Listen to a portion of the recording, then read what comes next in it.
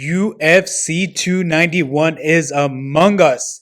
The BMF bout is on the line between Gaethje and Poirier. Super stoked for that fight. I'm going to give you guys my pick as well as build some Draftkings lineups. All right, so breaking down this fight, starting on the Poirier side, he is a 60% probability of winning this fight, 44% ITD, and all that does come at a price, 45% ownership predicted for Draftkings. Poirier, a more well-rounded fighter, in my opinion, a more polished striker. He's nice with the combos, throws them from a long range, which I really like. From the first fight, I know it was 5 years ago, but I think Poirier, they both got better as fighters, but I feel like Poirier got increased more compared to Gaethje. And he has really good jiu-jitsu, so that can be the X factor if he can take down Gaethje and hold them down there. I could see a submission from Poirier, but I do predict him to win by TKO. Now on the Gaethje side, he is a 45% implied probability of winning this fight. It's basically a pick'em here. I would say Poirier is a slight favorite. Whether I agree with that or not is not up to me. These are the Vegas lines. ITD line is 32% for Gaethje and a 32% ownership, so not as high as Poirier, but pretty decently owned for an underdog here. Gaethje. The edge I do give Gaethje is his leg kicks. He is really nice with the leg kicks himself. They were effective in their first fight. So the only way I could see Gaethje winning this fight, because remember this is 5 rounds in altitude in Salt Lake City, is be devastating and throw volume kicks. He does have to be careful though, because remember the first fight, that's the way Poirier caught him, was the counter to the leg kicks. So he can't get too predictable with them. They are risky, but that's the only way I see him winning this fight, is wearing down Poirier by going to the body and with his patent leg kicks, and then eventually finishing him in the 4th or 5th round. Otherwise, I give the edge to Poirier by TKO.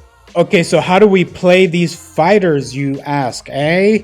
Let's start with the breakdown of the card in its entirety. This is very important to look at in order to create a strategy for your lineups.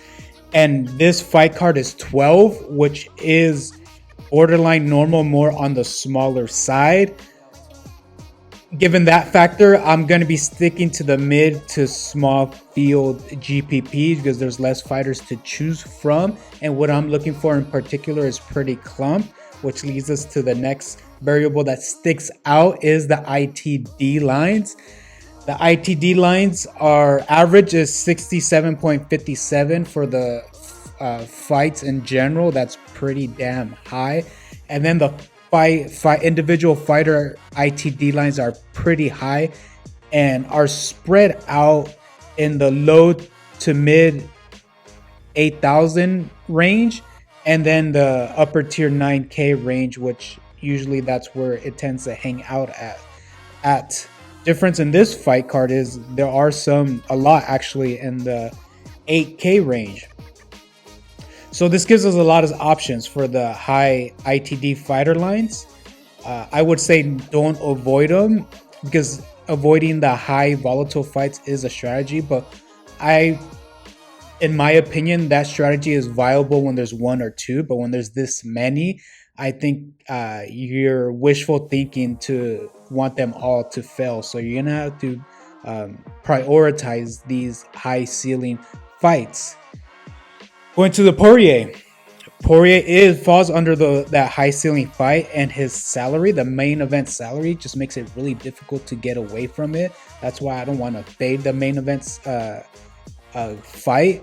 But you do have to be careful when you're building lineups around the main event, because they are highly owned as normal.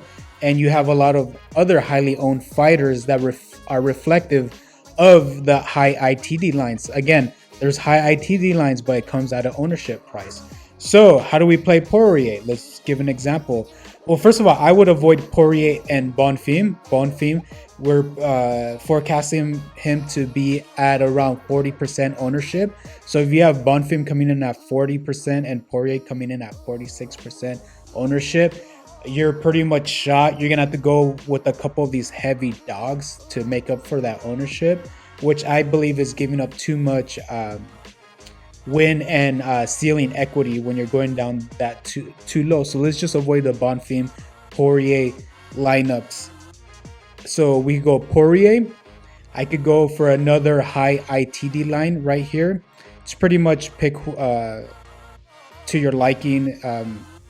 If you're building multiple lineups, you go with different ones. I mean, just don't play them all together. But it's between Semlisberger, De Lima, and Holland. We could go with De Lima. He has a crazy ITD line. His ITD line is at 56%, just below the Bonfim, who's the highest. So we go De Lima. I really like that middle fight between Pereira and Blachowicz for the pricing reasons. And now we're going to have to make up with ownership plays. Now, ceiling, in this fight card, I am prioritizing ceiling over win percentage, but since I'm going to be playing the small to medium-sized field GPPs, the winning lineup is not normally as high scoring as the large field GPPs, just based off of numbers. Large field GPPs, lots of contestants, therefore lots of lineups that can hit the high ceiling points, whereas small to medium-sized GPPs, they generally don't hit that high of winning lineup total points. So we need some ownership plays, and by ownership, that gives us the flexibility to do pure ownership plays, which we're gonna have to do now to make up for the ownership we just ate. We could go to Thompson. He is a slight favorite that's going to be low owned because of his low ceiling, but again, this is an ownership play. Now we go to these dogs. We're going to have to pick a couple dogs, and these live dogs are going to be low owned, are basically the opponents of the high owned slight favorites. So we can look at Semlisberger and Holland's opponent. Michael Chiesa is going to be slightly owned more than these fighters, so we can go with Medic. Semlisberger's opponent, Medic. We need a medic. And then we can go to Ribeiro. Ribeiro is also going to be low owned. We can't go to Lewis because we have De Lima. So we go to Ribeiro. So boom, we have a Poirier, De Lima, Pereira lineup, all high ceiling fighters. Thompson, low owned favorites. Medic, live dog in a volatile fight against Semlisberger, and Ribeiro, a live dog. That's just the iffy one here. We just hope that he wins. If Ribeiro wins, we'll be in pretty good shape. Pretty volatile, but a good balance between high upside, mostly high upside, and then some ownership plays here, so we won't be duplicated. All right, so for Gaethje lineups, Gaethje, I believe it's okay to go with Gaethje and Bonfim because Gaethje's not going to be as highly owned as Poirier. So we go Gaethje, Bonfim. I'm going to stick to that middle fight of Blachowicz and Pereira. Let's go with Blachowicz. This time around, this time we don't have to go with Thompson. We don't need too much of a low ownership here. We could go with Vergara or Kopylov at this point. So let's go with Vergara. Now let's go for these underdogs. We go to Lewis since we're not playing De Lima, and a lot of ownership is going to be going to De Lima. And then in this case, we go to Chiesa. Again, we're not worrying too much about ownership as much as our previous lineup because I believe there's going to be a lot of Bonfim and Poirier lineups. So we have Gaethje, Bonfim, Blachowicz, super high upside. Vergara, a favorite. Lewis, live dog that does have upside, a very volatile fight. And Chiesa, a live dog who has wrestling upside and also a volatile fight. I like that lineup as well. Last strategy that we're gonna, again, these are the basically frames of how we're gonna build. This is the gist of how we're building this. I don't even think I'm gonna be building these exact lineups, but this is just for the gist of it. I'm about to burp. So now we're gonna fade the chalk, all the chalk, the bond theme, and the main event. This gives us a couple benefits. Number one, it allows us to get to multiple ceiling fights. We're gonna have to eat that chalk. And number two, I'm gonna be entering this lineup into a single entry GPPs. I say that because single entry GPPs, the chalk is way chalkier. Like the top 1, 2 to 3 owned fighters are like ridiculously owned, and that's because they're hand built, these single entries, and it's just psychologically difficult for people to get away from these high owned fighters and main event. So in these single entries, Bonfim, you could see them at around 50% ownership. Poirier, you'll see him like a 55 in the mid. Basically, all the popular fighters are going to be boosted by 10% ownership generally. So this lineup, I'll be entering into that single entry contest to get that extra leverage. We can go somebody like Holland, De Lima. Let's go with like a Matthews. Let's go up here. Let's pay up for a Matthews. And then we go one more of a highly owned, high ceiling fighter. So like a Pereira, you can do like a Pereira. Now we have to do some ownership plays because we can't get too crazy with the ownership. We could go down to who's the opponent. Semlisberger. We didn't get Semlisberger, so we can go Medic. And then we can go to, we have Holland.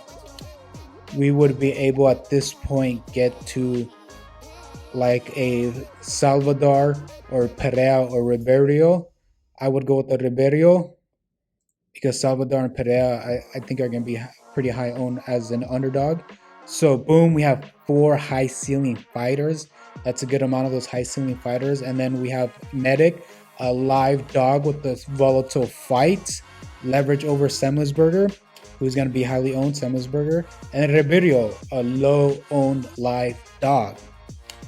The $500 giveaway is live and will continue to be live until it is completed and somebody has $500 in their pocket. So follow along. This weekend's going to be freaking awesome. Have a great weekend and I'll see you guys next week.